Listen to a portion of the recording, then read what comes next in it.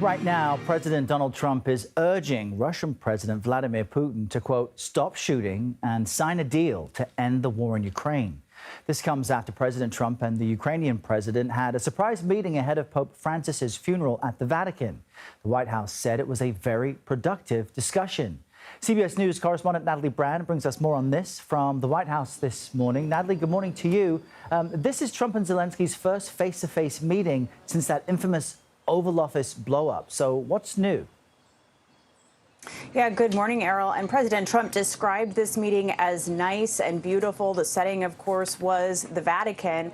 But he also acknowledged that these ongoing negotiations are very complicated. He says Ukraine has a tough road ahead. Now, Volodymyr Zelenskyy, for his part, posted about this meeting on social media, calling it symbolic. He also said he's hoping for results on everything we covered, including protecting lives for Ukraine's people, full and unconditional ceasefire, reliable and lasting peace that will prevent another war from breaking out.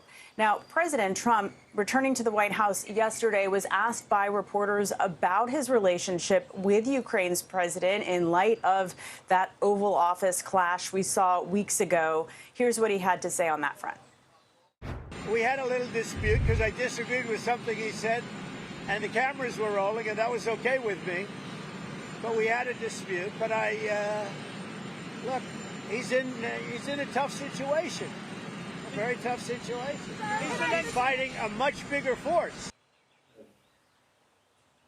Now, as for Russia, President Trump was asked if he can trust President Putin. He said ask him in about 2 weeks. But again, he's expressed disappointment with Russia for these ongoing strikes during these ceasefire negotiations on social media over the weekend. He said there was no reason for Putin to be shooting missiles into civilian areas, cities and towns. It makes me think he doesn't want to stop the war. He says that he wants Putin to stop shooting, sit down, and sign a deal, Errol. And Natalie, we know that Russian occupation of Crimea is one, if not the major sticking point. Russian Foreign Minister Sergei Lavrov discussed that on Face the Nation this weekend. And we should note this clip was recorded before Trump's meeting with Zelenskyy. Let's just quickly listen to that. President Trump said Crimea is not even being discussed right now. Yes, because this is a done deal.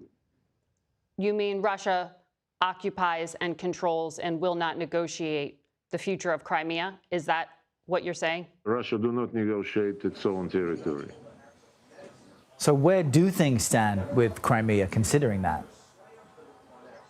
Yeah, President Trump was also asked about Crimea on Sunday, and he said he doesn't know how it can be brought up given that this happened more than a decade ago. It was 2014 when Crimea was seized by Russia.